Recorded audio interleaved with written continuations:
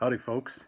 I'm going to read another selection tonight from Montaigne in Barn Boots. One of the reasons the reason I first got interested in a 16th century French philosopher was because I read that he had a kidney stone, and I had a kidney stone once too. You got to start somewhere. We started at the kidney stone. So chapter 7 of Montaigne in Barn Boots is called Kidney Stone Wisdom. And it begins with a quote from Montaigne. "'Tis for my good to have the stone, that the structure of my age must naturally suffer some decay." The day before my 51st birthday, I was confronted by the face of Tom Cruise. He was glossy on the cover of a grocery store tabloid, and I was slumpy in the checkout lane. Jeepers, I thought to myself, Tom's aged better than me. In that very instant, my groceries scrolled toward the checker. She handed me a leaflet and said, "Sir, will you be taking advantage of our discount today?" The letters were large, and therefore I could read them. 10% off Tuesdays for seniors 55 and over.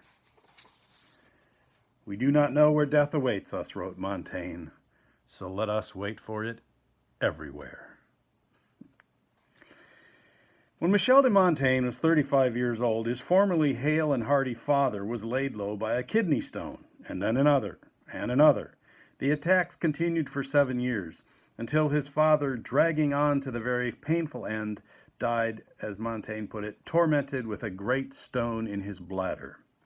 Montaigne, who claimed even from my infancy to have held a great horror of kidney stones, found his childhood fears reinforced, his dread deepened.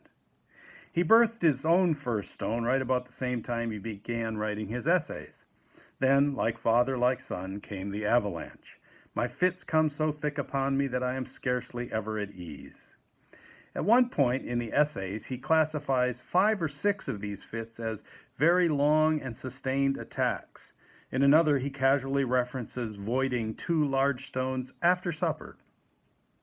And yet, by the time Montaigne had done his own 7-year stint with gravel, as he called it, he had come to see it as something to which he had been generously introduced, as it gave him a chance to strengthen his character before witnesses. "They see you sweat in agony," he wrote, "turn pale, turn red, tremble, vomit your very blood, suffer strange contractions and convulsions, sometimes shed great tears from your eyes, discharge thick, black, and frightful urine, or have it stopped up by some sharp, rough stone that cruelly pricks and flays the neck of your personal parts. Meanwhile, keeping up conversations with," he didn't actually write personal parts, "keeping up conversation with your company with a normal countenance, jesting in the intervals with your servants." Jesting? The only time my mother has ever heard me utter the word F-bomb, I was 37 years old, and she was driving me to the emergency room as a stone excoriated the inner circumference of my spasming ureter. I had not yet read Montaigne, and so was unaware that "men of the best quality are most frequently afflicted with it. 'Tis a noble and dignified disease." Dignified?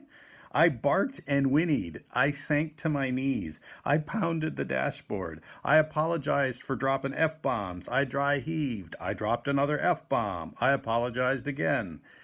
We still hadn't left the driveway.